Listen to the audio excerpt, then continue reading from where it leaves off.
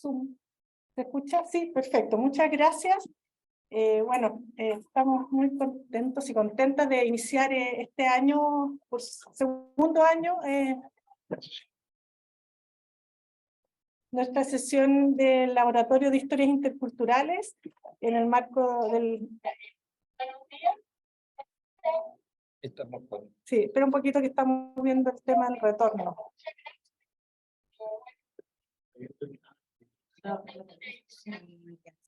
Estamos escuchando a ti. Esto tiene micrófono.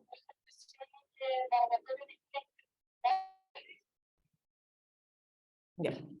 En el marco bajo el Instituto de Historia de la Facultad de Historia, Geografía y Ciencia Política de la Universidad Católica, hoy día tenemos nuestra sesión llamada Los autogobiernos indígenas en Michoacán, conflictos y resistencias en los territorios rurales del occidente de México.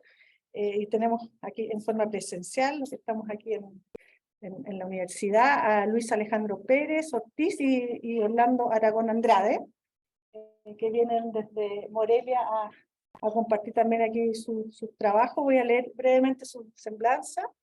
El doctor Luis Alejandro Pérez Ortiz, del Laboratorio de Antropología Jurídica y del Estado, del ENES, la Escuela Nacional de Estudios Superiores de Morelia, de la UNAM. Es doctor en Ciencias Sociales, especialidad en Estudios Rurales por el Colegio Michoacán.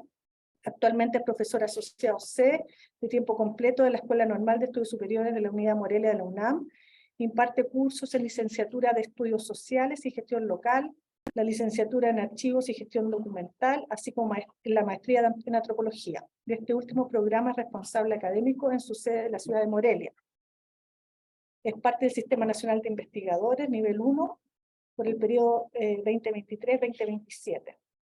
En sus líneas de investigación se encuentran los procesos agrarios y la participación del Estado en la formación de espacios locales y regionales durante el siglo XX y hasta la actualidad en el occidente de México, así como la emergencia del autogobierno indígena en Michoacán, donde convergen enfoques tomados de la historia y la antropología. Sus últimas publicaciones son Modernización Post-Revolucionaria y Territorios Específicos, el mapa de la Tierra Caliente del Tepalcatepex de 1939, y en coautoría De arriba hacia abajo, reflexiones sobre la regulación de las relaciones entre artesanos y diseñadores en México. Es parte del colectivo Emancipaciones desde el 2018, desde donde colabora desde el 2018 con comunidades indígenas que ejercen autogobierno en el occidente de Michoacán, de México. Y el doctor Orlando Aragón es licenciado en Derecho, maestro en Historia y doctor en Ciencias Antropológicas. Realizó su postdoctorado en el Centro de Estudios Sociales de la Universidad de Coimbra, Portugal, en donde participó como investigador del proyecto Alicia, Espejos Extraños, Lecciones Insospechadas, auspiciado por el Consejo Europeo de Ciencia. Actualmente es profesor de carrera titular A de tiempo completo en la Escuela Nacional de Estudios Superiores de la Universidad Nacional Autónoma de México, Campus Morelia, y coordinador también del Laboratorio de Antropología Jurídica y del Estado de esta misma institución. Su trabajo académico ha girado en torno al estudio de las justicias indígenas, los derechos humanos de los pueblos indígenas, el pluralismo jurídico, el uso contrahegemónico del derecho estatal y los procesos de autonomía y autogobierno indígena en México. En los últimos 12 años ha venido desarrollando, a partir del acompañamiento comprometido de distintas luchas indígenas en México, una propuesta de investigación y trabajo colaborativo que ha denominado Antropología Jurídica Militante. Fue parte de diferentes redes académicas como RELAJU, el Grupo de Trabajo Pueblos Indígenas, Autonomía y Derechos Colectivos del Consejo Latinoamericano de Ciencias Sociales. Actualmente coordina el proyecto de Ciencia de Frontera, Caleidoscopio, Innovaciones Políticas y Jurídicas de las Comunidades Indígenas que ejercen autogobierno para la transformación intercultural del Estado mexicano, bajo el auspicio de CONACYT y del proyecto PAPIT, la nueva utopía purépecha, balance, desafíos y aprendizaje a 10 años del reconocimiento del derecho al autogobierno indígena en Michoacán.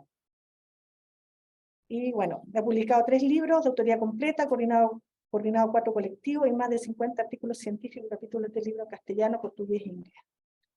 Bueno, así que ya, su tremendo currículum, así que estamos muy felices también de tenerlo aquí. También es un momento importante en Chile donde se está discutiendo una segunda propuesta constitucional y vamos a ver qué pasa también ahí con el rol y los espacios también de participación y reconocimiento de los pueblos indígenas en Chile. Así que le damos la palabra. Y muchas gracias por estar aquí. También nos acompaña Claudio Roble, que es director del Instituto de Historia, que va también a moderar y hacer algún comentario después de la presentación. Y también vamos a dar espacio para preguntas también para los que están ahí en Zoom y los que estamos aquí presentes. Gracias, Francisca. Vamos a comenzar con el orden en que nos presentó, salvo que ustedes tengan una preferencia inversa. Ustedes prefieren que parta Orlando. Sí. Entonces, vamos a atender, porque vamos a señalar de hospitalidad. No, adelante, Orlando. Muchas gracias por estar aquí. Bienvenido y estamos atentos a escuchar. No, bueno, pues antes que nada, agradecerles la hospitalidad, el espacio para compartir, para dialogar algunas de las cosas que estamos trabajando junto con otros colegas en Michoacán, en México, en general, ¿no? Pues quisiéramos empezar, vamos a intercalar el uso de la voz, hablando desde dónde nos posicionamos, ¿no? Cómo se ha construido, digamos, esta exposición que en realidad forma parte, pues, de una serie de proyectos de investigación y de un trabajo colaborativo que nosotros denominamos militante, con algunas comunidades indígenas en Michoacán principalmente, pero también en distintas regiones de México. En Michoacán, debido a que ahí nosotros vivimos, debido a que ahí nosotros trabajamos y que de alguna manera es nuestra base de trabajo. Nosotros pertenecemos, digamos, a una serie de espacios de trabajo académico, pero también de activismo social, político y jurídico, que en realidad pues se han convergido, ¿no? en una posibilidad de vincular también nuestra actividad académica, ¿no? Desde hace varios años, 12 años, hemos participado activamente dentro de un grupo que inicialmente se formó para ayudar en procesos legales a las comunidades que estaban enfrentando una situación pues muy difícil, que ahora vamos a platicar sobre ellos, pero que sobre todo estaban demandando el reconocimiento de su derecho a la autonomía indígena. Este primer impulso que se formó al calor de esa demanda, posteriormente llevó a la conformación de un grupo que se ha ido ampliando de académicos, de académicas, que ya no solamente se limitan al colectivo de Emancipaciones, de lo cual formamos parte tanto Alejandro como yo, sino a colegas de la UNAM, a colegas de otras instituciones, y también, por supuesto, a espacios ya un poco más amplios, universitarios, principalmente de antropólogos, antropólogas, sociólogos, sociólogas, abogadas, abogados, historiadoras, historiadores, que participan en distintas regiones del país apoyando los procesos de autonomía y libre determinación de los pueblos. Nosotros entonces, digamos, tenemos como tres vetas de trabajo que articulan un poco la reflexión que les queremos compartir. Una, pues, un pie, digamos, en el involucramiento de los procesos con las comunidades que han reivindicado estos derechos, para lo cual también debo decir que Michoacán, el estado de donde venimos, ha sido pionero de una nueva etapa, lo que nosotros consideramos una nueva etapa por la libre determinación, y que de ahí ha irradiado otras regiones con un, pues podríamos decir, paradigma autonómico que se ha ido extendiendo. Entonces, nuestro trabajo original parte de ese involucramiento, de esa colaboración, que en buena medida va más allá del trabajo académico, de proyectos, de publicaciones, digamos, de los productos que tradicionalmente tenemos en la universidad. Sin embargo, eso nos ha servido de punto de entrada para producir justamente también conocimiento científico, ¿no? Y nosotros hemos concebido a partir de esta participación y de esta incidencia con las comunidades, que ahora vamos a detallar más adelante en nuestra presentación, la producción de dos tipos de reflexiones, ¿no? Por un lado, productos académicos, libros, artículos, tesis, etcétera, que son de consumo antropológico principalmente dentro de su ámbito amplio. Y por otro lado, también una serie de conocimientos que hemos tratado de materializar y de registrar, que son más para las comunidades, que son más para los procesos políticos que ellos están viviendo y que están enfrentando, ¿no? Que tiene que ver, por ejemplo, con litigios, ¿no? Tiene que ver también con una serie de posicionamientos, de posicionamientos políticos, de propuestas legislativas, etcétera, y que no necesariamente son un conocimiento que deriva en artículos, tesis o cuestiones de este tipo. Y por supuesto también un tercer elemento que hemos estado trabajando mucho es el tema de la formación pues, de recursos humanos, de estudiantes, etcétera, bajo un paradigma pues que intentamos que sea una antropología colaborativa, que camine con las comunidades indígenas y que apoye principalmente pues justamente sus demandas de libre determinación, de derechos humanos y sobre todo una cuestión que ahorita Alejandro continuará, está muy vinculado en el caso de Michoacán y de este momento de lucha por la autonomía y la libre determinación, que es el tema de la seguridad, ¿no? Que ha sido desde hace varios años en México, digamos, el elemento novedoso en relación, por ejemplo, a otros procesos como el zapatismo o los movimientos, luchas previas como de los 90, por ejemplo, la coyuntura del 5º centenario del descubrimiento de América, como hay ciertos elementos macrosociales que van determinando, digamos, nuevos rumbos y nuevas demandas y nuevas formas de articulación de los procesos autonómicos. Entonces, ¿quieres continuar, Alex? Vamos con la siguiente diapositiva, por favor. Como ya comentaba Orlando al cierre de su intervención, pues nosotros trabajamos en el occidente de México y esta región del país tiene pues una historia particular, ¿no? La forma en la que en los últimos 3 décadas se han construido y se han implementado una diversidad de propuestas de formas de ejercer la autonomía y el autogobierno, pues es muy distintiva justo de las historias específicas de las comunidades y de las regiones. Entonces, los proyectos autonómicos más conocidos fuera del país, pues generalmente son los proyectos asociados con lo que ocurre en el sureste del país, con los pueblos zapatistas, pero en lugares como Oaxaca y Michoacán, pues la lucha y las trayectorias de los movimientos políticos que exigen autonomía tienen su propia particularidad.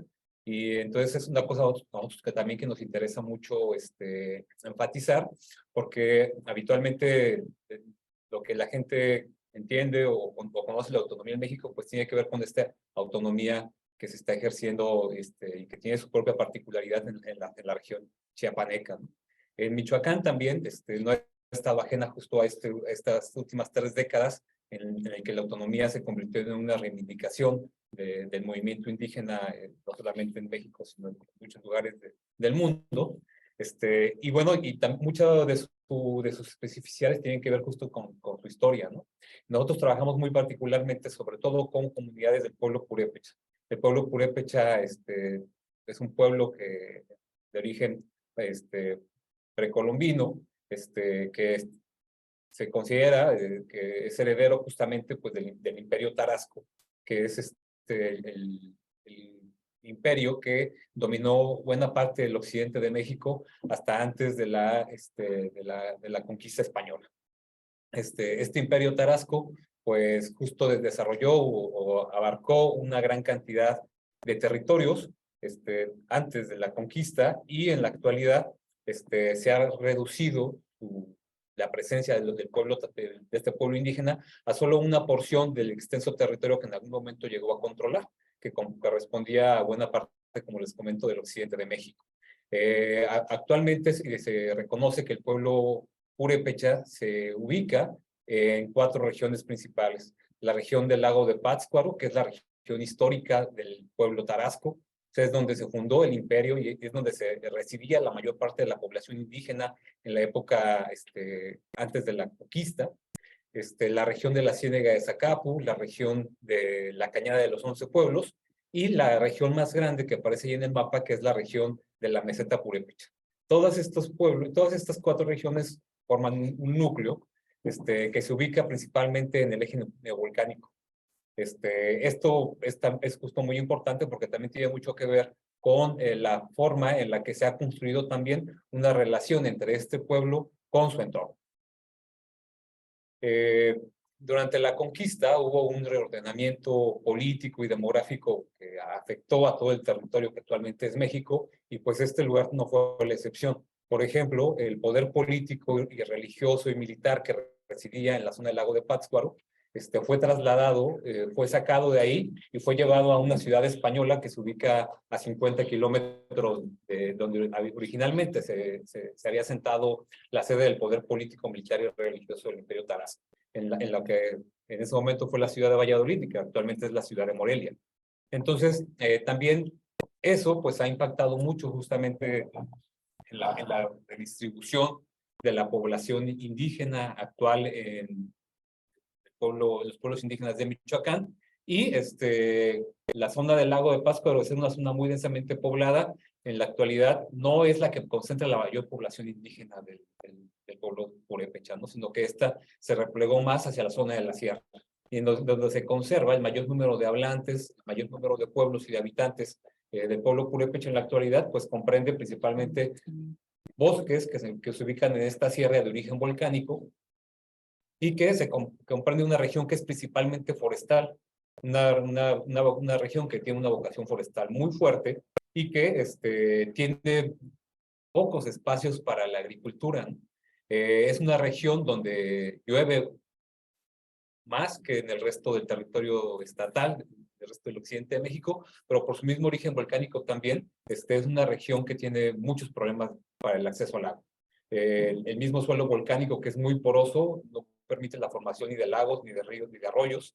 Entonces es una región que justamente, pues, aun cuando puede tener una gran riqueza en términos de recursos forestales, también durante mucho tiempo tuvo estas otras limitantes que en buena medida también fueron las que permitieron que otros grupos sociales no se interesaran o no buscaran adentrarse o ocupar o desplazar a los habitantes que se replegaron hacia esta zona durante mucho tiempo, ¿no? Básicamente la región de la sierra permaneció hasta cierto punto un tanto al margen de las principales vías de comunicación hasta muy entrado el siglo XX. Una particularidad más que tiene la región purépecha es que, al igual que la mitad del territorio nacional, es propiedad social, ¿no? En México existen 2 formas de propiedad: la propiedad individual y la propiedad social. Es muy conocido el proceso de reforma agraria en México, y el tema de la propiedad comunal, pues no es otra cosa más que un reconocimiento que el propio Estado mexicano hace de una propiedad que antecede a su creación y que tiene un origen colonial o incluso anterior a la conquista, ¿no? Entonces, el territorio purépecha principalmente es lo que predomina en casi todo este territorio es la propiedad colectiva, la propiedad comunitaria, ya sea en la forma de comunidades agrarias, en la forma de ejidos, que son figuras de propiedad colectiva. La que sigue, por favor.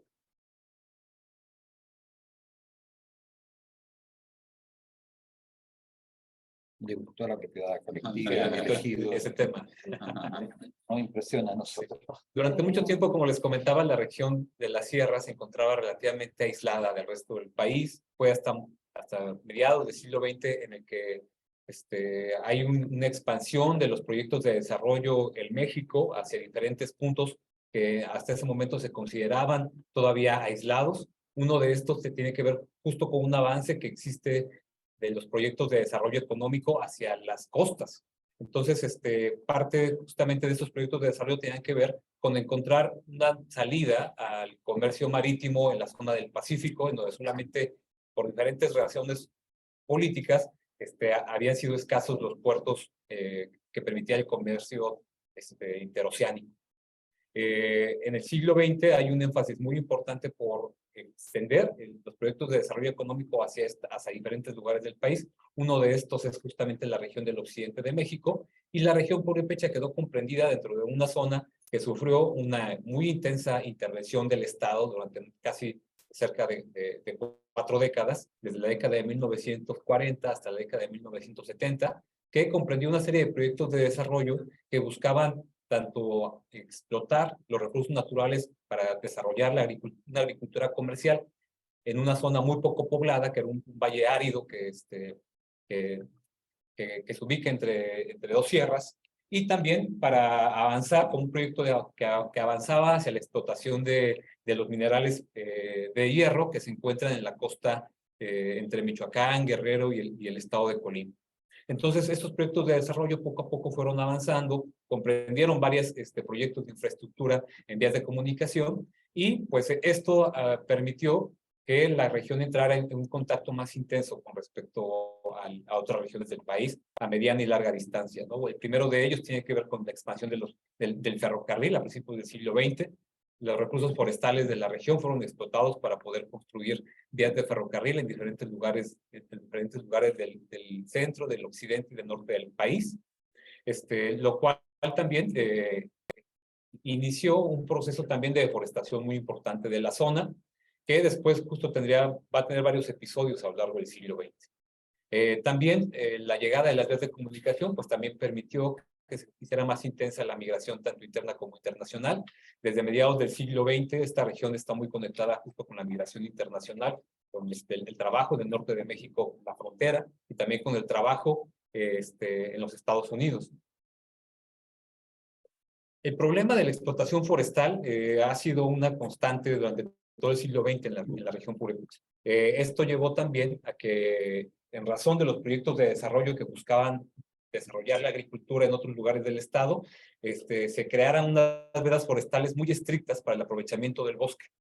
Algo también que tuvo fuertes consecuencias en una región que justamente había construido una relación histórica con ese entorno, y que también fue uno de los motivos que incentivó más justo la migración de estos pueblos hacia otros lugares del mismo territorio nacional o también fuera del país. Estas vedas forestales principalmente estaban preocupadas por la conservación del recurso, de que los recursos hídricos siguieran llegando a las obras de infraestructura para el control y aprovechamiento del agua que se habían construido en diferentes zonas de la extensa cuenca que forma parte del territorio que comprende esta sierra, ¿no? Todos estos proyectos, pues justo lo que hicieron, pues implementaron pues una serie de medidas muy restrictivas que imponían pues serias castigos a las personas que hacían un aprovechamiento no permitido del bosque, con el propósito justo de que la deforestación no arruinara o no asolvara las obras de administración del agua. También otro proceso que va a ser muy importante para esta región en este periodo tiene que ver con el colapso de la economía maicera ganadera de la zona. Estos pueblos, pues durante mucho tiempo también habían desarrollado una economía basada en el aprovechamiento del bosque, pero también del maíz y del ganado.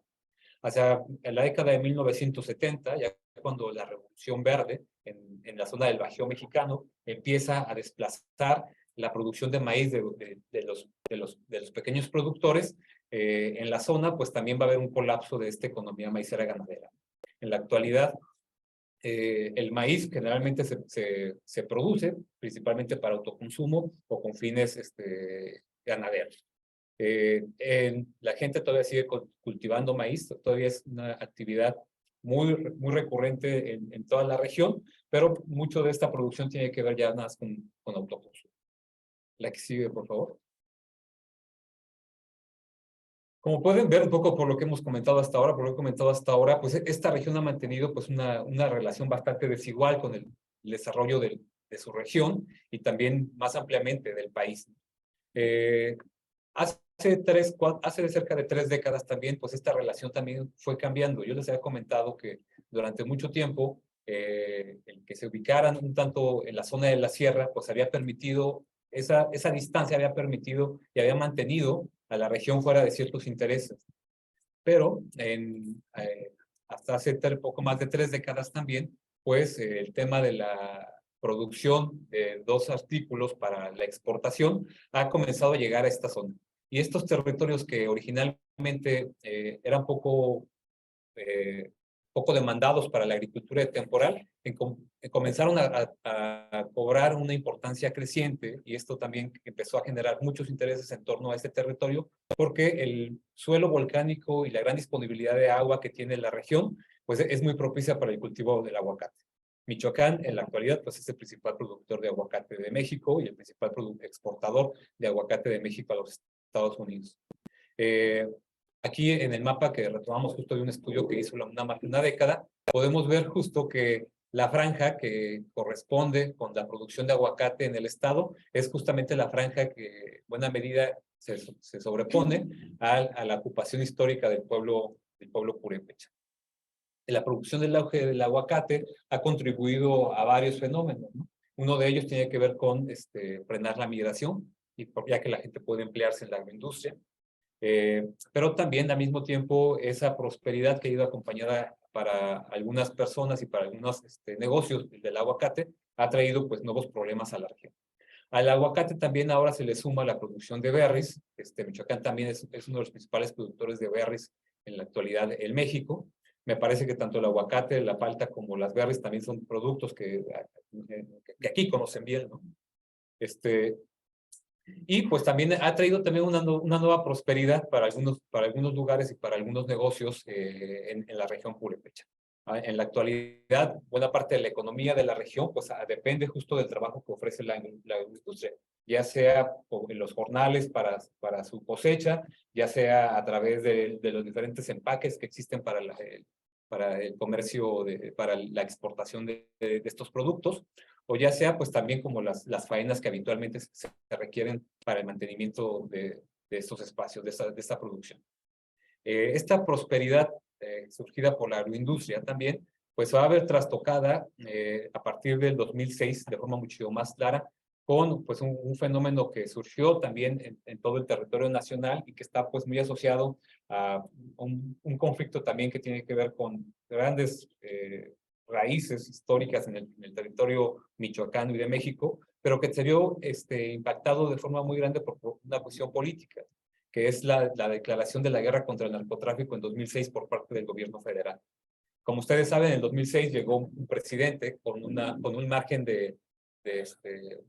bueno, con un muy evidente, una falta muy evidente de legitimidad con respecto a la elección que le llevó al poder, y una forma que encontró justamente el presidente Felipe Calderón en su momento para legitimarse fue declarar una guerra en contra del narcotráfico.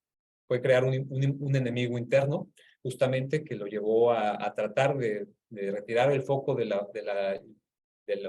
proceso tan fraudulento y cuestionado que lo llevó al poder, y que terminó desembocando pues una ola de violencia que hasta la fecha, hay una espiral de violencia en México que hasta la fecha no ha parado.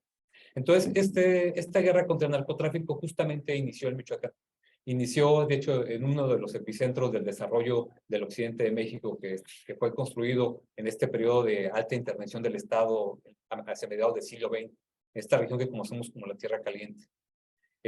Ahí justamente se comenzaron a fortalecer varios cárteles, y la guerra contra el narcotráfico lo que hizo fue justamente acrecentar pues la violencia que se vivía allá y la inseguridad que se vivía allá justamente por la presencia de los cárteles. Y no solamente hizo eso, sino que también los fortaleció y los llevó también a expandirse por todo el estado. Originalmente el control del narcotráfico sobre la región de Michoacán se concentraba en algunos lugares muy plegados hacia la zona de la sierra, y en la región de Tierra Caliente, entre los estados de Jalisco y de Colima, pero también pues a partir de la guerra contra el narcotráfico se crearon las condiciones para que los cárteles fueran avanzando hacia diferentes lugares, y también para que comenzaran un proceso que ocurre en muchos otros lugares, que fue diversificar las actividades económicas a las cuales se dedicaban. En este caso también del narcotráfico, los cárteles empezaron a interesarse en el control de la producción de la agroindustria. Esto también fue llevando justamente a que fueran avanzando sobre esta región productora de aguacates y de berries. También esta misma guerra contra el narcotráfico y este crecimiento de los cárteles, los cárteles locales en Michoacán, también pues llevó a una crisis que lo que hizo fue evidenciar las debilidades de las diferentes instituciones en los tres niveles de gobierno en México: en el gobierno federal, en el gobierno estatal, que es el gobierno intermedio, y los gobiernos locales. La que sigue, por favor. La guerra contra el narcotráfico, lo que consideramos que hizo fue, más que crear una crisis, hacer evidente, es una crisis que ya existe en el sistema político mexicano. Solamente comprobamos algunas de las debilidades del sistema político mexicano y de la cultura política a través de la cual se distribuyen y se administra la toma de decisiones, el poder político en nuestro país, que se hizo evidente en todo el territorio de México y muy particularmente en el estado de Michoacán en este periodo. Y es justamente en este contexto en el cual inicia un poco el trabajo justamente que nos interesa también compartirles el día de hoy. Sí, la siguiente, por favor. Sí, no, pero sí, solo un tema de traducción de las imágenes, ¿no? Porque en la primera imagen se ven, al menos aparece Emiliano, pero son reconocibles las otras representaciones. Sí, bueno, el que aparece con el pasamontañas es el comandante Marcos. Sí. Y los otros dos personajes, tanto el hombre como la mujer, son dos comuneros de esta localidad que se llama Ucherán, justamente sobre la que en un momento va a continuar la exposición con la participación de Orlando. En la imagen de abajo es una manifestación en la ciudad de Morelia, de pueblos purépechas y mazahuas, que exigen la seguridad de sus territorios. Y en la otra imagen donde dice presupuesto directo es una protesta en contra del gobierno municipal del municipio de Quiroga. Es un comunero de la comunidad de Santa Fe de la Laguna, que está muy vinculada justamente a lo que platicamos sobre la utopía de Vasco de Quiroga. Y es una manifestación de comuneros de Santa Fe de la Laguna en el Palacio Municipal del Quiroga. Muchas gracias, disculpa la interrupción, No, pero no, claro. me parece que No, claro. Gracias. Bueno, Creo que esas fotos efectivamente nos hizo falta un poco contextualizarlas. Creemos que son como tres de las expresiones más importantes de lo que viene como reacción desde las comunidades indígenas, ¿no? Ya Alejandro nos daba un contexto de cuál es el espacio y las condiciones, los procesos políticos y económicos en los que las comunidades reaccionan en Michoacán mediante la demanda de la autonomía, ¿no? Del autogobierno. El primer caso, que a lo mejor incluso aquí algunos de ustedes han escuchado hablar de él, es el caso de Cherán, de la comunidad purépecha de Cheranqueri, que justamente se ubica en la meseta purépecha, en esta región que hablaba Alejandro, en donde se repliega la mayor parte de la población. Cherán tiene distintas singularidades en relación a casi todas las demás comunidades purépechas en Michoacán. Por ejemplo, por distintos procesos históricos políticos locales, es la única comunidad purépecha que es cabecera municipal. La configuración política en Michoacán y en casi todo el país de las comunidades es que son poblaciones subordinadas política y administrativamente a una capital de municipio mestiza. Es decir, los mestizos controlan el poder municipal, obviamente el poder estatal y no digamos el poder federal. Pero Cherán, por distintas circunstancias, es una de las, digamos, excepciones a esa regla y ellos controlan la cabecera municipal. Dentro de este contexto que platicaba Alejandro, se va a presentar justamente una serie de impactos de la presencia del crimen organizado en las regiones indígenas y particularmente en el municipio de Cherán. ¿Qué es lo que pasa en Cherán? Que, insisto, no es exclusivo de ahí, sino de regiones amplias, indígenas y no indígenas. La presencia del narco se incrementa y la diversificación de actividades en el territorio también. Entonces, no solamente es el tráfico de drogas, ¿no? Sino también el despojo del bosque. Es decir, la tala del bosque, la tala de los árboles para venderlos en el mercado negro, por supuesto, empieza a ser muy fuerte. Se habla de una pérdida del 70% de los bosques en un proceso de 5 o 6 años, justamente del inicio de la guerra. Por otro lado, también se registra pues, un incremento muy fuerte de la violencia y de la inseguridad en el municipio, ¿no? Entonces, digamos, a la criminalidad común se suma pues justamente las extorsiones, los secuestros, los levantones, etcétera, y se convierten en una lógica de vida regular en el municipio, ahí en Cherán. A esto, pues justamente se le suma, y de hecho se explica solamente así, por la complicidad de las autoridades locales, ¿no? Municipales, estatales, que es esto que, pues, de alguna manera llamamos la cooptación del Estado, ¿no? Sobre todo en esos niveles locales y provinciales, en los que justamente estas actividades que realizaba el crimen organizado en realidad tenían mucho que ver con la complicidad de la policía, ¿no? De la seguridad, de la policía municipal y del presidente municipal.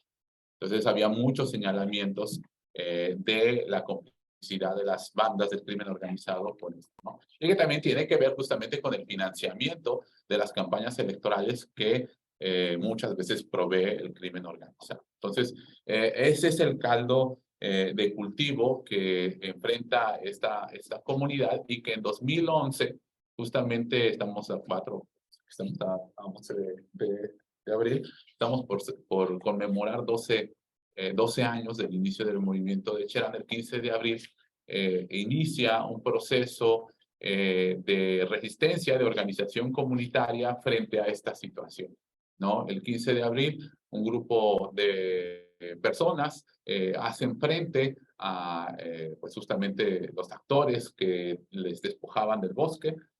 Se produce un enfrentamiento en la madrugada del 15 de abril frente a una iglesia, en donde pues un grupo reducido de personas decide cerrarle el paso a las camionetas que llevaban los troncos de los árboles que llevaban bajando.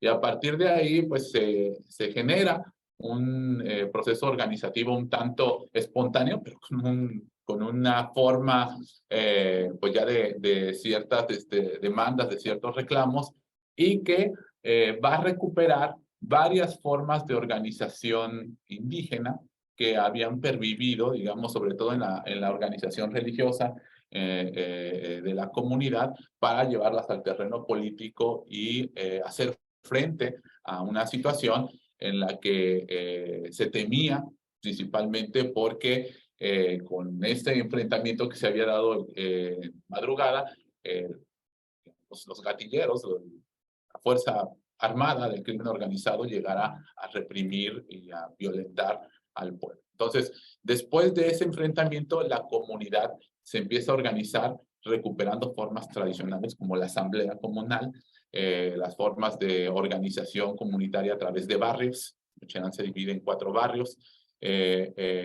Las comisiones que se seguían manteniendo, por ejemplo, para las fiestas religiosas, ahora se les dan funciones políticas, y empieza poco a poco un proceso de organización comunitaria que lleva a adaptar y a darle nueva fuerza, digamos, a estas instituciones comunitarias, y que va a trincherar a la comunidad, ¿no? Va a trincherar a la comunidad justamente frente al abandono de las fuerzas de seguridad municipal y estatal, porque para este momento ya los comuneros y las comuneras de Cherán habían pedido muchas veces la intervención incluso del ejército de la región, y no habían recibido respuesta. Es más, hay varios testimonios que ante la denuncia a las instancias policíacas habían sido levantados esos comuneros, y bueno, algunos nunca regresaron a su casa, ¿no? Entonces, se da este proceso de organización que poco a poco va a ir generando 2 consensos que hasta la fecha son como fundamentales para los procesos de Michoacán en general. Por un lado, se va a decir y se va a encontrar a los gobiernos, pero particularmente a los partidos políticos, como parte del problema, ¿no? En los partidos políticos, en la historia reciente también de la región y de México, habían confrontado internamente mucho a las comunidades indígenas, ¿no? Y entonces, una de las explicaciones que una vez ya atrincherada la comunidad empieza a darse en las asambleas es: ¿por qué nos pasó esto? ¿Cómo fue posible que llegáramos acá? Y una de las explicaciones que se dicen, bueno, es que estábamos divididos. ¿Y qué era lo que nos dividía? Pues los partidos políticos, que además, en ese momento que se da el levantamiento de Cherán, se produce una coincidencia en que el gobierno municipal era del PRI, el gobierno estatal era de la izquierda, del partido izquierda, del PRD, y el gobierno federal, como ya lo decía Alejandro, era de la derecha. Estaban los tres principales partidos y nadie había hecho nada. Entonces se dice no más partidos políticos. Lo que queremos es nuestro gobierno común. Una recuperación, invención de las formas de organización tradicionales. Y por otro lado también el planteamiento va a ser no queremos más policía. Queremos nuestro propio cuerpo de seguridad, que también reivindica un pasado de la época revolucionaria en donde había rondines, ¿no? Un conjunto de comuneros que por sí mismos vigilaban el territorio de la comunidad. Todo esto articulado a una nueva estructura de organización, nueva vieja, en este juego del pasado y del presente y del futuro, en el que la comunidad entonces se organiza. Pasa el tiempo, les hablaba de que esto sucede en un periodo del 15 de abril y poco a poco se va constituyendo toda esta forma de organización, se desconoce al presidente municipal, se desarma a la policía municipal en los días siguientes, en las horas siguientes, y mediante asambleas, la comunidad, los comuneros, las comuneras, eligen a un grupo colegiado, a una comisión que se le llamó la Coordinación General, para que se encargue del gobierno del pueblo, un gobierno popular, un gobierno colegiado, que va a estar integrado de manera paritaria por los 4 barrios de Cherán. Frente a la desatención también que con los días empieza a producir del gobierno del estado y del gobierno federal, que un poco apostaban a que esta rebelión iba a acabar en poco tiempo, que no iban a saber organizarse, que se iban a pelear, que es, digamos, parte de los estereotipos que en México hay sobre las comunidades indígenas. Pues contrario a eso, se empieza a complejizar el gobierno popular de Cherán. Entonces empiezan a generar una serie de otras comisiones que van atendiendo situaciones concretas. Por ejemplo, la Comisión de Honor y de Justicia, que era velar por la seguridad y el orden. La Comisión del Bosque, la Comisión de Propaganda. Y entonces, a la vuelta de pocas semanas ya tenías un gobierno popular muy complejo y muy completo, que estaba tratando de mantener esa reivindicación. Ocurre, y aquí digamos parte también ya del momento que hasta la fecha se prolonga, que para el mes de julio iniciaban las campañas electorales para la renovación de los gobiernos municipales y del gobierno del estado. Cae esta fecha, julio, en esta coyuntura de organización popular de Cherán, y lo que termina haciendo es que obliga a la comunidad a buscar alternativas para hacer frente a esa comunidad. ¿Por qué? Pues porque tanto el gobierno del estado como las instituciones electorales presionaban para que iniciaran las campañas políticas en Cherán. Pero la decisión ya de la asamblea, como pueden ver en esa foto, desde el inicio fue no queremos más partidos políticos. Entonces, frente a eso es que se busca salidas políticas y salidas jurídicas. Como sucede en todos estos procesos, los pueblos reivindican y usan todo lo que tienen a la mano para tratar de mantener su demanda, y ahí es donde justamente se forma el colectivo Emancipaciones, de lo que les platicábamos al inicio, y varios de los que integramos el colectivo entramos como abogados de la comunidad en ese momento. En particular, a mí también me tocó llevar ese proceso legal de Cherán. Entonces, lo que se consigue a la postre es que, pues de manera histórica, un tribunal reconozca el derecho del municipio de Cherán a 2 cosas que son como muy importantes en la coyuntura actual en México. Por un lado, a que pueden elegir una autoridad municipal sin partidos políticos, que es una cosa que ya ocurría desde hacía como 10 años atrás, 15 años atrás en el estado de Oaxaca, donde existen elecciones por usos y costumbres, así se les llama allá, ¿no? Que están fuera jurídicamente hablando, porque en la práctica sí están más metidos los partidos políticos, para elegir a su autoridad municipal.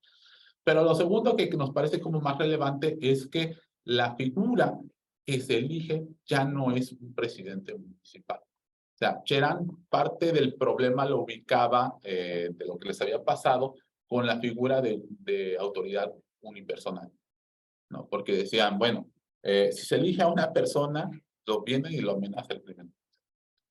¿Cómo vamos? O es más corrompible, no hay elementos que le permitan tener más vigilancia. Entonces ellos plantean que su gobierno debe ser un gobierno comunal y que entonces debe de tener otra lógica, una lógica que se base en las asambleas y no en los partidos políticos.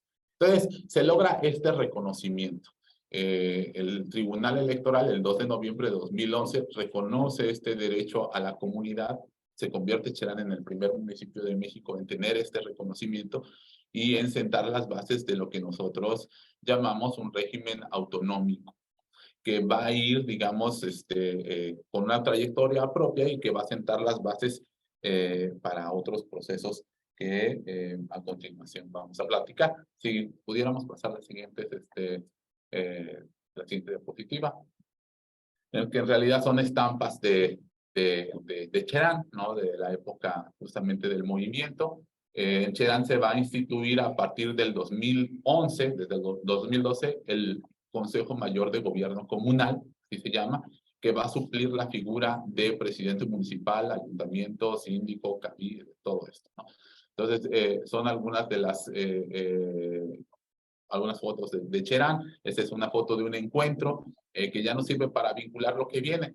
Cherán, además de ser un caso importante en su singularidad, se convirtió en un referente para muchas otras comunidades en México y en Michoacán.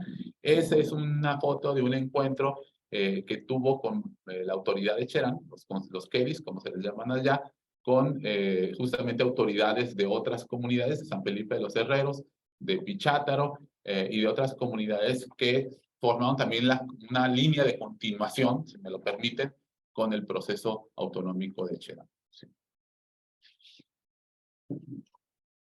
Una cosa que permitió el movimiento de Cherán fue justamente reimaginar pues, una nueva forma de autonomía y una nueva forma de autogobierno en el pueblo purépecha. Fue como revitalizar justamente esa utopía que está presente en la región desde hace mucho tiempo. Y el proceso de Cherán inspiró también a que otras comunidades con circunstancias más o menos similares, con unas conflictividades más o menos compartidas, también buscaran ejercer también su autonomía. El problema que encontraron las comunidades que buscaron también seguir el camino de Cherán en la región purépecha fue que históricamente la mayor parte de los municipios quedaron bajo el control de una cabecera que en la mayoría de los casos son cabeceras que a lo largo del siglo XIX y del siglo XX se fueron amestizando. Fueron lugares en los cuales llegó gente de otros lugares, la propia gente dejó de reivindicarse como parte del pueblo purépecha y en general, pues la mayor parte de la zona de la sierra, pues a excepción del caso de Cherán, viven en cabeceras, dependen de cabeceras mestizas o amestizadas y controlan o quedan bajo su subordinación la mayor parte de las comunidades que sí se siguen reivindicando como purépechas o indígenas. Esto era un problema con respecto a la forma en la que se ejerció y se completó el proyecto de Cherán.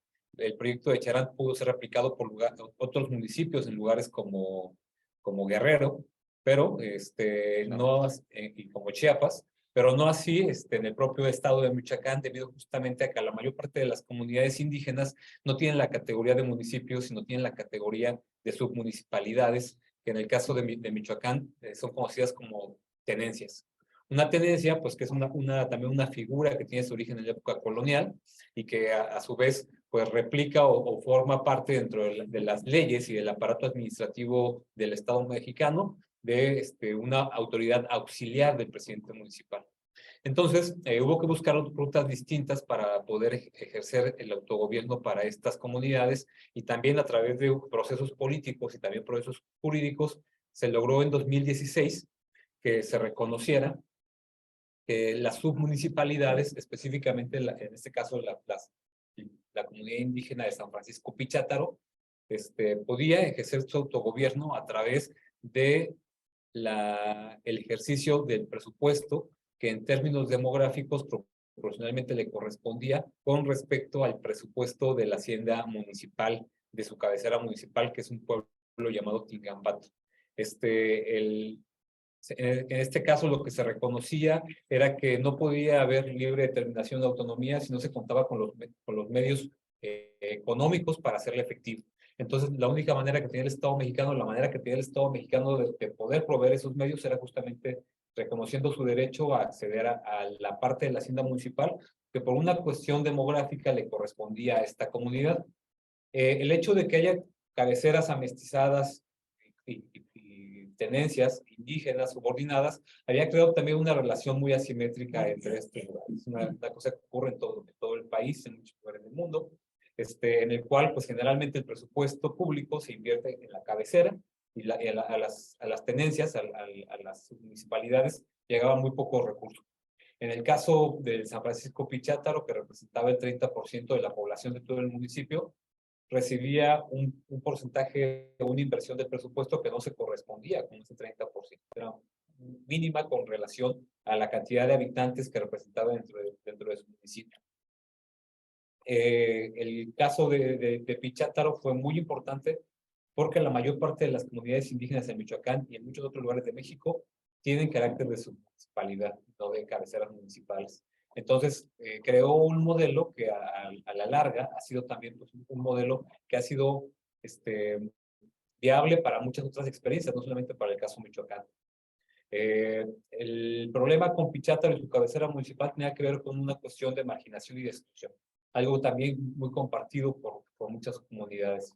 Era un pueblo que recibía relativamente poca inversión con la cantidad de habitantes que tenía, y también era un pueblo que había vivido también pues, bajo una relación de desigualdad con su cabecera, algo también muy usual, en el cual las gentes de las cabeceras o de ciertas localidades discriminan con mucha frecuencia a la gente de sus municipalidades.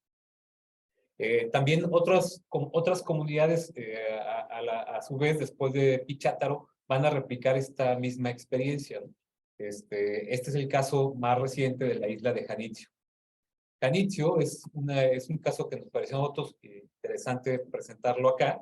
En la actualidad vamos a ver ahorita que hay muchos casos más interesantes también, pero Janitzio nos pareció muy simbólico por diferentes razones. En primer lugar, porque se ubica en el lago de Pátzcuaro, la región donde residió el poder político, económico y militar del Imperio Tarasco. En términos simbólicos, justamente hay una etnografía muy famosa en México de Foster que se llama Los Hijos del Imperio, justamente porque es la zona, la región de la cuna del Imperio Tarasco, y también porque es importante, es tan simbólico Janitzio, porque ahí también en 1940 inicia el indigenismo en América Latina con esta declaración de Pátzcuaro, el indigenismo integracionista, en 1940 con este congreso tan importante y con esta declaración que después se ha vuelto tan conocida, la declaración de Pátzcuaro, arranca justamente en la cabecera municipal de este lugar. 60, 80 años después de la declaración, las promesas justamente de integración que estos proyectos planteaban siguen sin cumplirse en buena medida. Otras más se han cumplido, pero se han cumplido también de una forma desigual. La integración, igual que en muchas comunidades, fue de forma desigual al resto del Estado mexicano. En el caso de Janitzio, una cosa que es una isla, es una isla que tiene varias particularidades, como el hecho de que es emblemática del estado de Michoacán y de México. Durante mucho tiempo ha sido una estampa muy conocida de la esencia indígena del país. Es muy reproducida en afiches, en el cine, en televisión. Es una estampa muy conocida de la esencia indígena de México, pero también es un lugar que, no obstante la belleza escénica y su importancia en la atracción de turismo, pues es un lugar también donde existía una serie de problemas que tenían mucho que ver con esta forma desigual en la cual fueron integrados al proyecto económico y político regional y nacional. En el caso específicamente de Janitzio, pues es una isla que forma parte de un turismo masivo. Es una isla que recibe miles de habitantes, miles de visitantes todas las semanas y que se vuelve un polo de atracción de turistas, particularmente para la fiesta de Noche de Muertos. Janitzio justo es un pueblo que ha desarrollado una economía que gira en torno al turismo. Aun cuando la mayor parte de los beneficios de este turismo en realidad pues se concentran en los lugares que cuentan con los servicios como el hospedaje o alimentación en las ciudades de Morelia o de Pátzcuaro. Entonces, la integración de este turismo masivo y esta economía de turismo masivo en Janitzio pues ha sido relativamente frágil. Esto se hizo muy evidente durante la pandemia. Vivir en una isla durante la pandemia se convirtió justamente en una situación y llevó a una reflexión también comunitaria acerca justamente de todas las necesidades, todas las carencias y la fragilidad también de la vida cotidiana dentro de esta isla a raíz justamente de que el turismo se vio frenado. También las mismas condiciones justamente de ser una isla llevó también a una reflexión que tenía que ver justamente con la imposibilidad de mantener la sana distancia en un lugar tan pequeño.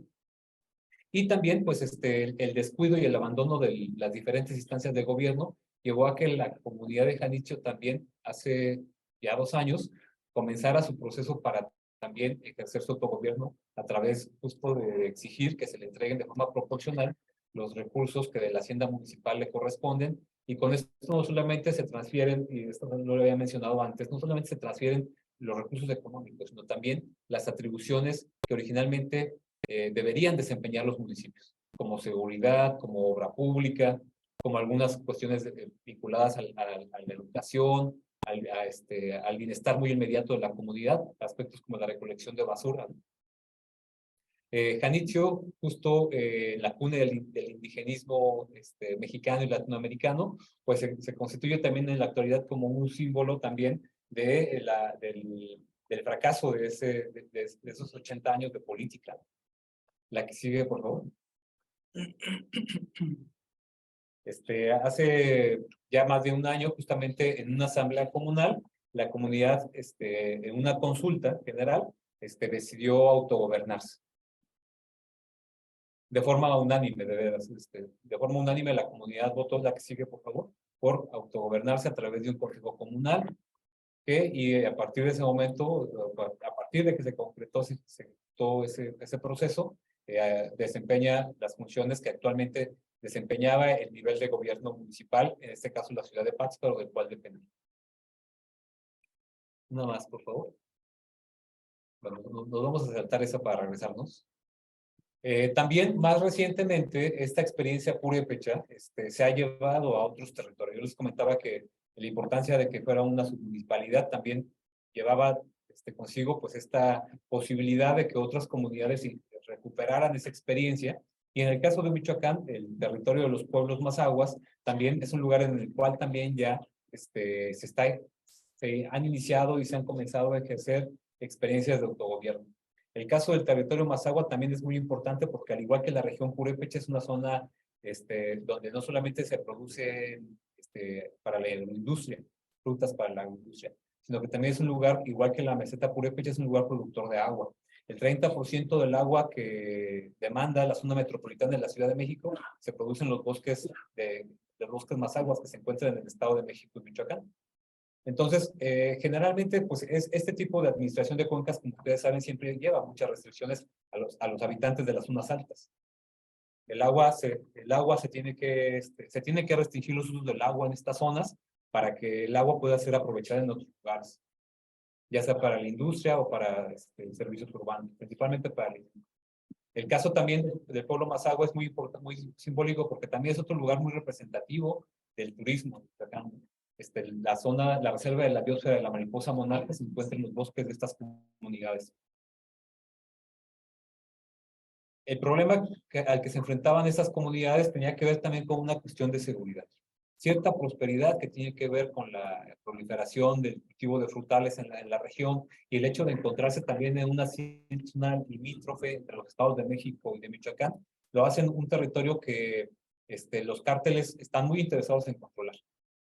Entonces, también hace un par de años la región se empezó a ver cada vez más afectada por la llegada de personas externas que llegaban generalmente a tratar de establecerse para controlar no solamente el territorio, sino también algunas economías legales e ilegales. La venta de el narcomenudeo, las extorsiones, secuestros, etc. Hace poco más de un año hubo un enfrentamiento que llevó justamente a la expulsión de las células de crimen organizado que se encontraban en este territorio.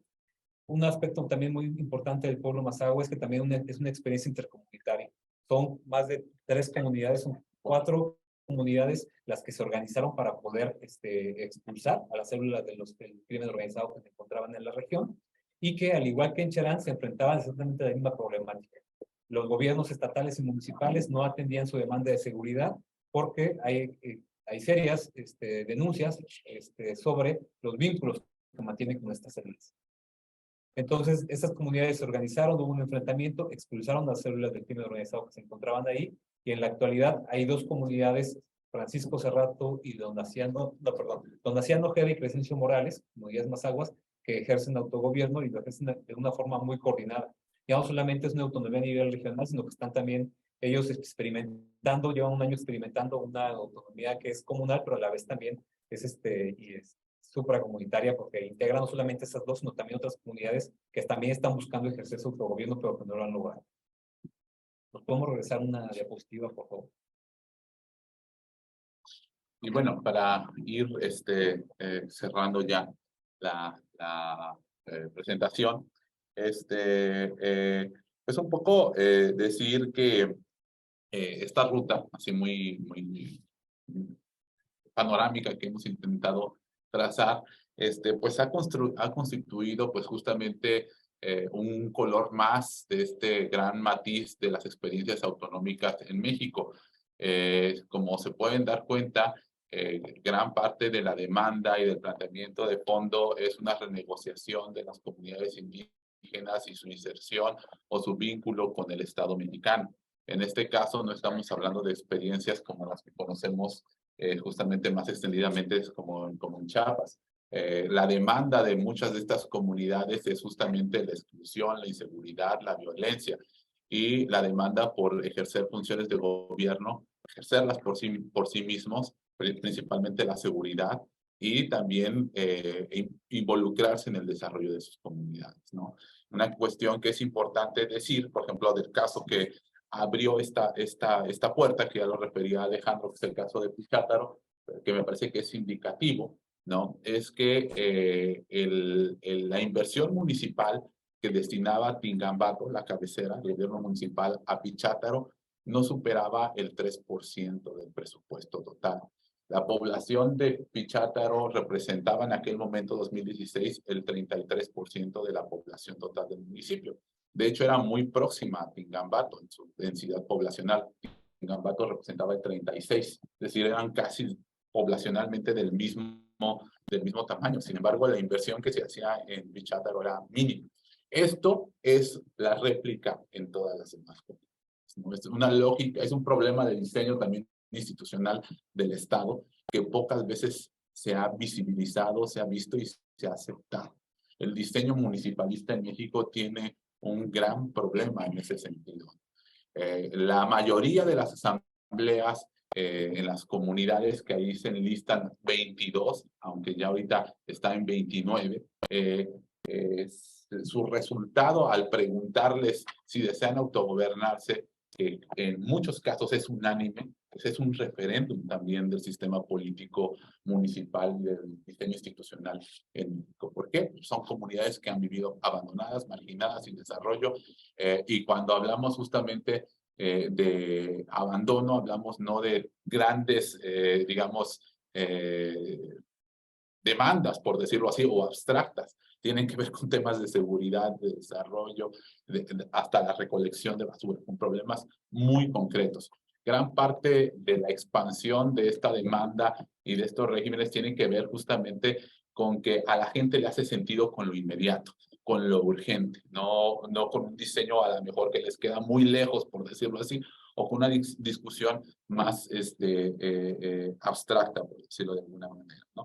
Y creo que también esto en el diálogo, ¿no? El que podemos establecer justamente incluso aquí con la discusión que tuvieron para la constituyente recientemente, en México una de las cuestiones, y en Michoacán particularmente una de las cuestiones que nosotros observamos, es cómo también con un marco jurídico muy limitado, porque todo este avance también se hizo con un marco jurídico, primero de resoluciones judiciales en tribunales y posteriormente en leyes secundarias, con un muy pálido reconocimiento, vamos a decirlo así, se ha logrado avanzar a partir pues, de una combinación tanto de movilización comunal como movilización legal. Hemos concentrado mucho la atención en los procesos constituyentes, por decirlo así, porque son importantes, obviamente, no por cualquier cosa, pero también creo que la experiencia de Michoacán nos permite mirar que es posible avanzar desde otra perspectiva y con otro paraguas jurídico, por decirlo así. Obviamente, sin reconocer las muchas limitaciones que tiene ese paraguas más diluido, por decirlo de alguna manera. La coyuntura actual nos establece ya una serie de desafíos distintos a este proceso, con el cual nos gustaría terminar la plática, ¿no? Hace un año cambió el gobierno del Estado. Desde 2011, que les platicaba del movimiento de Cherán, hasta hace un año, la lógica, la relación, el trato del gobierno del Estado de Michoacán y de los gobiernos municipales era, pues, rayando en la criminalización, de un rechazo completo a esta demanda. Se logró avanzar porque el Tribunal Electoral, que conoce derechos políticos en México, hacía sentencias, no porque lo reconocían los presidentes municipales ni el gobierno del Estado, se los imponía el tribunal. Por eso ahí en México hablamos que desde hace unos 15 años la lucha por los derechos de los pueblos indígenas se encuentra más en los tribunales que en el reconocimiento de leyes. Se habla de la judicialización de la política en buena medida por este proceso. Esto cambia hace un año y ahora se tiene un gobierno que tiene una retórica incluso de promoción, por decirlo de alguna forma, de los derechos de los pueblos y de las comunidades indígenas, que se mueve, pues obviamente en un campo ambiguo, por decirlo de alguna manera, de una reivindicación que había sido planteada en oposición y como una crítica al sistema político mexicano, los partidos políticos, seguridad, etcétera. Ahora un gobierno estatal que se ha acercado mucho, ¿no? Y que explica en buena medida también este crecimiento exponencial de autogobiernos en Michoacán. Entonces, los desafíos que se imponen ahora justamente es, pues, quizás contrarios a los que se tenían hace algunos años, ¿no? Hace algunos años se tenía el temor desde las comunidades, desde el movimiento indígena, de que fueran aplastados los procesos y reprimidos, ¿no? Como ha ocurrido en otras etapas en México. Ahora, con una nueva relación con el gobierno estatal, que no se corresponde para nada con el gobierno federal o con otros gobiernos del partido en el poder en México, que es Morena actualmente, es una excepción, Michoacán, pues la balanza cambia, ¿no? Y ahora quizás el riesgo es más hacia la cooptación, por decirlo así, de estos procesos, ¿no? Pero que también al mismo tiempo suponen, pues, un desafío a las comunidades indígenas. Es decir, desde hace 11 años, como les contaba, 12 años, siempre la lógica fue a la defensiva de los gobiernos. Ya sabías qué esperar desde allá. Y ahora se abren, por ejemplo, nuevos recursos, nuevos programas para las comunidades con autogobierno. Y entonces las comunidades y los gobiernos comunales están en este tránsito de cómo aprovechan esta coyuntura, pero también cómo no son cooptados, por decirlo así de alguna manera, por el propio sistema. Sin embargo, la geografía política en Michoacán pues está cambiando sustantivamente, por decirlo de alguna manera. Actualmente, como les decíamos, tenemos 29 comunidades indígenas ejerciendo o en tránsito a ejercer autogobierno en esta vía submunicipal, más Cherán, que sería la comunidad 30, pero que es gobierno municipal, por eso es distinto, y ya se encuentran procesos en los 4 pueblos originarios de Michoacán. Hablamos de los purépechas, de los mazahuas recientemente. En enero, la comunidad más alejada territorialmente de Michoacán también por unanimidad decidió autogobernarse, que es la comunidad náhuatl del Coire. Es una comunidad que de la ciudad de Morelia está como a 13 horas de viaje por carretera. Y recientemente también las comunidades otomís, una comunidad que se llama San Cristóbal, decidió autogobernarse y está entrando. Entonces, nosotros tenemos esto como un mapa en expansión, que obviamente pues va tomando también sus matices, porque no es lo mismo los pueblos purépechas que los pueblos mazahuas, ni su nivel de organización ni de politización. Su historia local es muy importante. Y bueno, pues era en términos generales, a respecto de que Alejandro quiera decir alguna cosa más, lo que quisiéramos compartir. Muy bien, Bueno. muchas Pero bueno, gracias. Una presentación además a la limón, que es siempre interesante, ¿no? Cómo se articula y muy sugestiva, que reparte con una cosa muy atrayente y que aquí estamos combinados, gente que viene de antropología, pero también de nuestro Instituto de Historia. Entonces, esta experiencia que ustedes presentaban y que Orlando subrayaba inicialmente sobre un cruce de caminos, de disciplinas, de formaciones, de oficios, que hace que se perciban las realidades de una forma más rica, también se nota en los tiempos, ¿no? En estas viejas tradiciones que superan los siglos, fenómenos de larga duración y que llegan en cambio hasta la última década, ¿no? Para nosotros el año 2011, tú decías abril del 2011, para nosotros el año 2011 es el año de las grandes manifestaciones de nuestros estudiantes, comienza, en fin, esos estudiantes que hoy día están en el gobierno, ¿no? Comienzan a hacerse notorios como dirigentes estudiantiles en ese momento. También es un año de manifestaciones que tenían que ver con la instalación de centrales hidroeléctricas en el sur del país y de evidenciar una cantidad de problemas que son comunes, por ejemplo, los recursos, el aguacate, el agua, en fin. Sin embargo, a mí lo que me parece muy extraordinario es justamente cómo ustedes han ido presentándonos este seguimiento de las transformaciones de las comunidades, de esta conciencia autonómica, de la responsabilidad que eso significa. Y quisiera hacerle una pregunta a ambos, digamos, pero lo había mencionado Alejandro, en esta idea de que las autoridades federales dicen, en un momento nos dejemos esto un problema local, se resuelve solo porque finalmente el caos va a primar. Sin embargo, la experiencia que ustedes dan cuenta es que no solamente no se cumple esa sentencia, sino que también se comienza a generar un tipo de ejercicio de una conciencia política, de una forma de organizarse, el mismo surgimiento de este colectivo de emancipación a nosotros nos parece que es interesante, un encuentro, como tú lo señalabas, especialmente entre el mundo de los saberes académicos, los saberes y las experiencias comunitarias. Pero quiero saber una pregunta específica sobre cómo percibe el resto de México. Por ejemplo, cómo se construye la imagen de estos movimientos en la opinión pública del resto de México. Se ignora, se trata, no se trata. Y por otra parte, también un dato puramente, esto es una manía personal, digamos, pero ¿cuánta población estamos hablando? ¿Cuántos son los actores, ¿no?, que participan? Es un experimento de verdad, digamos, más que un experimento, una experiencia muy atractiva a la que nos presentan, pero me gustaría saber cuántos son las personas que participan en esto. Me gustó mucho además la referencia que hizo Alejandro a la vieja tradición que viene del siglo XVI, ¿no?, y de esta cosa utópica de un territorio. No sé cuál de los dos.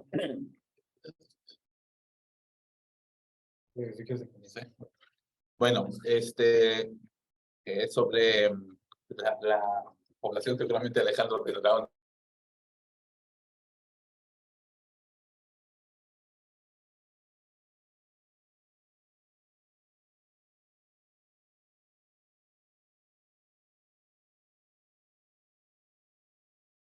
dos sectores. Me atrevería un poco a riesgo de simplificar la respuesta. Una cosa que omitimos decir es que el caso de Michoacán se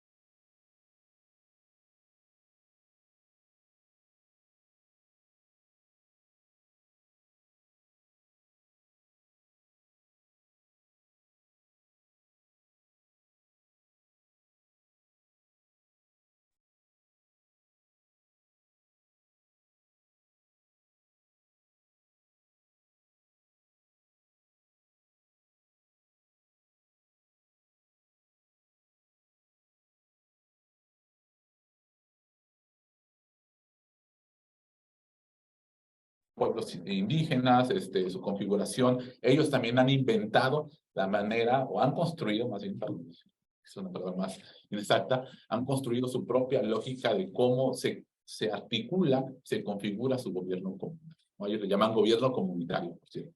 En Michoacán utilizamos más el término comunal y allá comunitario. En Chiapas, por ejemplo, los vecinos de los territorios zapatistas, el municipio de Ochuc, en Chiapas, cerca de San Cristóbal de las Casas, también reivindicó estos moldes legales que generó Cherán. Esto, por supuesto, se ha hecho en base, insisto, al papel de los tribunales, que ha tenido también, que ha sido fundamental, porque la Constitución mexicana no se ha reformado, las leyes no se han reformado. Lo que ha permitido jurídicamente el auge de esto fue una reforma en materia de derechos humanos, que implicó que todos los tratados internacionales que firmó el Estado mexicano en temas de derechos humanos, incluidos los de pueblos indígenas, se convirtieran en ley ya vinculante, vigente, sin discusión. Entonces, digamos, la influencia que ha tenido en las comunidades ha sido importante. En Morelos se crearon ya también por el Congreso del Estado municipios indígenas, con ese nombre incluso, que, bueno, quizás una delicadeza o una fineza jurídica, decir que la Constitución mexicana, la Constitución federal, no se habla de municipios indígenas, se habla del municipio libre. Incluso entonces, en un estado ya se habla en contra de la Constitución federal, municipios indígenas. Ha tenido una repercusión extensa. Ahora, la segunda parte, la reacción, bueno, también el tema de la demanda del autogobierno a nivel submunicipal es todavía mayor. Puebla, Oaxaca, la Ciudad de México, principalmente la Ciudad de México, Jalisco, etcétera, han reivindicado este molde también. Porque la lógica es la misma, la exclusión de los gobiernos municipales hacia las comunidades indígenas. Cada quien lo habita, le da forma de su manera, de la manera pues, que más le conviene. Pero esta forma de autonomía indígena ha sido replicada y ha sido también, vamos a decirlo así, adaptada en distintos contextos. Ahora, en ese tema, la situación ha cambiado. El tribunal inició dando sentencias favorables a las comunidades de Michoacán y de todo el país. Pero, como varios de nosotros lo hemos dicho, yo creo que el tribunal no advertía lo que estaba haciendo. Y esto se venía en cascada, ¿no? Porque la lógica es parecida. Entonces, lo que ocurrió es que justamente en la plena época de pandemia, el tribunal electoral echó para atrás sus resoluciones y ya no quiso conocer este tipo de casos. ¿Qué pasó? Que en Michoacán, justamente con el trabajo con varias comunidades, impulsamos una reforma a la ley orgánica municipal. Y también nosotros logramos ese reconocimiento y estos cambios ahora en Michoacán, solamente en Michoacán, se hacen con un procedimiento administrativo que acelera todo. Ya no es necesario hacer un juicio. La coyuntura también es que para su suerte o azares más bien de la vida, con quien se impulsó esta ley, diputado que tuvo la disposición para abrir este espacio a esa ley, llegó ahora a ser el gobernador de Michoacán. Y entonces eso también explica, digamos, a nivel coyuntural mucho, por decirlo de alguna manera. Bueno, entonces en el campo de las comunidades indígenas creo que ha habido mucha atención, mucho interés. Desde Chiapas hasta la Ciudad de México se está impulsando y se está peleando por esto, pero allá no tienen los marcos jurídicos ni las condiciones políticas que en Michoacán sí se tienen y que se han ido construyendo desde el proceso de Cherán, por decirlo así. Entonces, tienen dificultades mayúsculas. Por ejemplo, en la Ciudad de México, los pueblos y barrios originarios tienen también un gobierno de Morena, pero es que es totalmente adverso a sus luchas, que es totalmente, incluso criminalizante, por decirlo de alguna manera. Eso también nos habla de la heterogeneidad del gobierno y del partido en el gobierno, que es de izquierda, pero que en realidad pues, no es favorable. Creo que, rápido, para no extenderme, la población en general ha sido distinta. La emergencia de muchos de estos procesos coincidió, al menos a los años recientes, con el triunfo de Andrés Manuel López Obrador como presidente. Y creo que eso en buena medida ha invisibilizado en sectores mayoritarios a estas experiencias, por decirlo. Incluso ha amainado la crítica a los partidos políticos, porque de venir de procesos fraudulentos o que se consideraban fraudulentos a un presidente de izquierda que sufrió varios fraudes electorales, pues mucho de los sectores de la izquierda se ha dividido, por decirlo de decir, acá pase algo parecido, pero allá, claro, estás con el presidente, estás en contra del presidente, y como que de pronto esa ecuación borra las opciones otras, ¿no? Las alternativas que se están construyendo desde los pueblos, desde las comunidades, ¿no? Entonces, creo ahí que hemos quedado atrapados un poco en ese planteamiento. Yo señalaría con lo que complementaría con lo que dice Orlando, que a mí me parece que desde la academia, por ejemplo, son temas poco estudiados. O sea, no hay mucha gente estudiando el de las experiencias de autogobierno en Michoacán. Creo que relativamente para el número de comunidades y para la experiencia tan larga que se tiene en tan pocos años, creo que es un tema que se trabaja poco desde la investigación académica. Casi todos los que hacemos esto vivimos en Michoacán, su mayoría. Porque es muy dominante todavía la tradición de estudiar ciertos lugares en México, ¿no? Para hablar de temas de autonomía, por ejemplo, Chiapas y Oaxaca. Son nuestros referentes también. Y la experiencia de Michoacán, que es particular y es distinta a esas dos experiencias también, no, en ese punto todavía no se conoce, salvo el caso de Cherán, que ha sido un tema que ha llamado muchísimo la atención en el país y fuera del país. Creo que en cambio, por ejemplo, sí, en el movimiento indígena, las organizaciones indígenas, el caso de Michoacán tal vez es más conocido porque las autoridades indígenas de otros lugares del país van a visitar a sus pares en las comunidades. Gente de los barrios de la Ciudad de México, gente de Oaxaca, gente de Puebla, han ido directamente a las comunidades a conocer la experiencia del autogobierno, buscando también inspirarse en sus propios proyectos comunitarios. Entonces, en general, creo que es más conocido, yo creo que entre la gente de los movimientos que entre la academia, muy seguramente, donde todavía se conoce poco. Y con respecto al tema del número de habitantes, bueno, más o menos la población indígena en Michoacán son más de 300,000 personas, más de 300,000 personas que se identifican como indígenas. La mayor parte de los proyectos autonómicos pues están sobre estos lugares que son los más densamente poblados, que es la región purépecha, que es también en términos demográficos el que mayor peso tiene, y ahí también está otra de las particularidades de la experiencia del Michoacán, que los pueblos se sobrepone la categoría de submunicipalidad con el tema de la propiedad de la tierra, que es comunal. Entonces, generalmente cada comunidad tiene también su propia autoridad agraria. Entonces, esto se sobrepone y generalmente los pueblos purépechas viven en un pueblo, viven muy concentrados, tienen una concentración importante de la población, no viven dispersos y son pueblos de un tamaño muy diverso. El más grande, que es en realidad una ciudad pequeña, sería Cherán, alrededor de 20,000 habitantes. Y hay uno que es medio excepcional, que es una pequeña comunidad de 1,000 habitantes, pero hay pueblos de 2,000, 5,000, 7,000 habitantes. Un poco de eso van en términos demográficos, las poblaciones en cada una de las localidades. Además también, pues muchas de estas comunidades tienen un gran número de habitantes fuera del territorio comunal. Ahí, sobre todo en la región de la Sierra, mucha gente vive en Estados Unidos o vive en la zona fronteriza, donde, como les comentaba yo, hay una tradición fuerte de migración hacia la zona de la frontera de Estados Unidos. Entonces, mucha gente también está fuera de la comunidad. Aún así, participa dentro de los procesos comunitarios, ¿no? También dentro de sus propias dinámicas que se han construido de forma, con esas dinámicas transnacionales. Gracias, Alejandro. Una experiencia muy inspiradora, entusiasmante, digamos. Es muy bueno poder conocer esto. Tú decías, se conoce poco fuera de la academia. Ahora estamos recibiendo esta información, se lo agradecemos muchísimo. Hay algunas preguntas ahí, las Ya, podemos leer y después tenemos, sí. estamos sobre la hora. Por favor.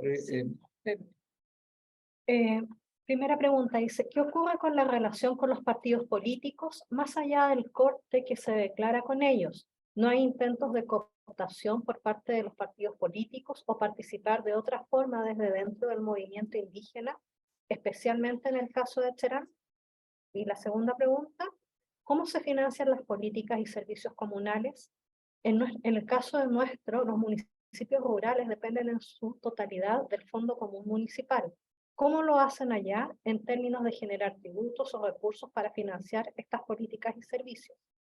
Y la otra consulta, se habló en un momento de la expulsión del cartel narco del territorio. ¿Cómo se hizo? ¿Con qué recursos materiales? No creo que el narco se haya retirado por ser buena gente. Muy interesante la exposición, aunque también el retiro del Estado y su reemplazo por la Asamblea genera una fragilidad administrativa. Y en la última pregunta, en el caso de las comunidades mazahuas, en los que el patrón de asentamientos y el tamaño de cada localidad es muy heterogéneo, ¿cómo opera la gestión y el ejercicio del presupuesto directo? ¿Se hace a través de la cabecera comunal o cada manzana tiene que hacer lo propio? Sí, un comentario, no sé responder todo. Pero O con respecto al tema de los partidos políticos, bueno, no, la gente que participa de los partidos políticos sigue viviendo en la comunidad, no son, solo en casos muy excepcionales han sido expulsados, muy al inicio, cuando los movimientos suelen ser más, la parte de la conflictividad es más álgida, ellos mismos suelen hacerse a un lado, retirarse. Entonces, sí hay intentos, claro, de seguir interviniendo, sobre todo porque la política en las comunidades y en México, igual que seguramente pasa en más lugares de América Latina, está muy profesionalizada. La gente hace su forma de vivir, de participar, de trabajar y participar en los partidos políticos. Entonces, evidentemente también son personas que siguen buscando la forma de seguir participando, ¿no? Si no es dentro de sus comunidades, también hacia afuera. Aunque también lo cierto es que los proyectos de autogobierno suelen debilitar mucho estas figuras, porque pierden también esa capacidad de presentarse como intermediarios con sus comunidades. Originalmente ellos podían presentarse hacia afuera como operadores políticos al interior de sus comunidades, pero una vez que las comunidades rechazan a los partidos políticos y muy particularmente lo concretan con la prohibición o el rechazo a instalar casillas electorales, ellos también, eso debilita mucho a los intermediarios habituales de los partidos políticos. No significa que no sigan operando, ¿no? Lo que comentan también es un riesgo que en algún momento va a ocurrir, ¿no? La gente que participaba entre los sistemas de representación por partidos políticos, tanto antes como en la actualidad, también no pierde sus derechos como comunidad. Y también en algunos casos pueden seguir participando, pueden llegar también a ser autoridades comunitarias. En algunos otros casos, las comunidades, sobre todo donde los conflictos han sido muy fuertes con las cabeceras, prohíben a personas contrarias al proyecto de autogobierno postular a los cargos. También la postulación generalmente pues no es a título personal, generalmente te postula tu barrio, tu cuartel, tu fogata en el caso de Cherán. Aún así pues se presta, claro, a manipulaciones, ¿no? Pero generalmente es alguien más que te tiene que proponer, tiene que respaldar tu núcleo familiar y urbano más inmediato, que es tu barrio, tu cuartel, que son los que más te conocen. Y en muchos lugares, en las convocatorias para las candidaturas, hay una prohibición con respecto a personas que hayan tomado decisiones o que hayan actuado en contra de la comunidad, no pueden participar. En el caso de las comunidades, de cómo se administran las comunidades mazahuas. Bueno, digamos que a pesar de que trabajan en conjunto, tienen sus singularidades, ¿no? Por ejemplo, las dos que tienen autogobierno son una comunidad muy grande, que es Crescencio Morales, que incluso agrariamente está dividida por dos provincias, por Michoacán y por el Estado de México. Su territorio trasciende el territorio de Michoacán. Tiene 16 encargaturas del orden, que es todavía una división menor a la tenencia, ¿no? Es una subdivisión de la subdivisión del municipio.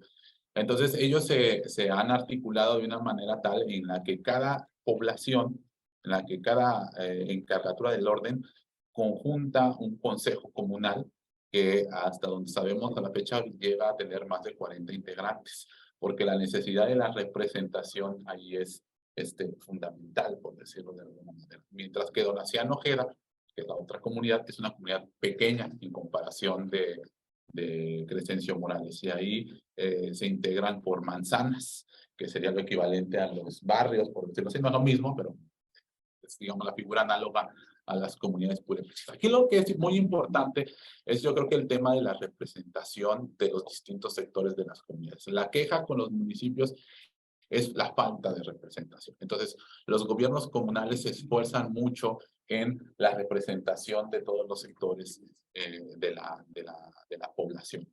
Entonces, se integran de esa manera. Se trata de tener paridad en los distintos sectores de la comunidad y también, ahora como un desafío nuevo, el tema de la paridad de género, que también justamente por reforma constitucional y bueno, también por los movimientos internos de las comunidades se ha planteado como que estos consejos comunales son en muchos casos la primera entrada a la participación de autoridad de las mujeres en varias de estas comunidades.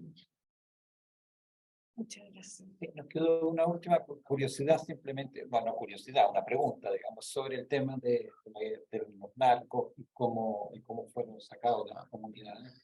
Es un tema que intriga, ¿no? Sí. Bueno, la realidad de las cosas en la mayoría de los casos es que la gente se tuvo que armar, ¿no? Y en cierto modo, y organizar, ¿no? Principalmente organizar, ¿no? En Cherán, por ejemplo, la base de la estructura actual del gobierno comunal es lo que se le llamó las fogatas, ¿no? Que las fogatas en su momento fue el establecimiento literal de fogatas, de hogueras, de fuegos, en cada esquina de la comunidad con un objetivo de vigilar, de velar la noche. Se convirtieron con el tiempo en un espacio de encuentro, de diálogo entre los vecinos que había estado ya roto, por decirlo así, por la dinámica. Esa organización, más justamente la formación de la ronda comunitaria y pues la recopilación de ciertas armas, ¿no? Para ejercer esa función de seguridad, pues fue fundamental. En el caso del Oriente, en el caso de las comunidades mazahuas, pues justamente también hubo un proceso de organización que abarcó el consenso de esas 4 comunidades, Crescencio Morales, Francisco Cerrato, Donaciano Ojeda, y Carpinteros, se pusieron de acuerdo a gente para ir a hacer frente en este caso, pues, a las células del crimen organizado. Hubo un enfrentamiento en el cual incluso fallecieron 10 personas. Algunas de las armas también que usan, pues también son las que en la vida rural también se usan, armas para cazar animales pequeños, también pues muy inicialmente en el caso de Cherán, pues palos y piedras también, armas muy rudimentarias, pero creo que en parte pues, lo que en algún punto llegó a ser como fuerte, que esto no trascendiera en enfrentamientos mucho de mayores alcances como los que pueden escalar en la violencia del narco, pues tiene que ver justamente con la organización, ¿no? O sea, cuando la comunidad se organiza y cuando llegan justamente todos juntos, que fue lo que ocurrió justo en el caso del Oriente, llegaron las 4 rondas comunitarias de la comunidad llegan juntas justamente de frente a las células, es lo que también termina disuadiéndolos de intervenir, ¿no? Aun cuando desafortunadamente sí hay hechos violentos y hay gente que pierde la vida, ¿no? Muchas gracias, Muchas Alejandro. gracias. Orlando usó la expresión paradigma autonómico, digamos, en ese sentido, plantea un argumento que seguiremos trabajando en este espacio, en esta plataforma. Nosotros esperamos que no sea la vuestra una visita accidental, sino que se puedan conectar en el futuro con esta plataforma, y les agradecemos toda la presentación, el diálogo, la respuesta. Muchas gracias a todos los que nos han seguido por la digamos, por eso, decir la televisión, que es algo bien pretencioso y aspiracional, por el Zoom, y nosotros nos veremos en el próximo mes, en nuestro próximo encuentro de la plataforma. Muchas gracias. Gracias. Y ahora tenemos que ir Ya, vamos.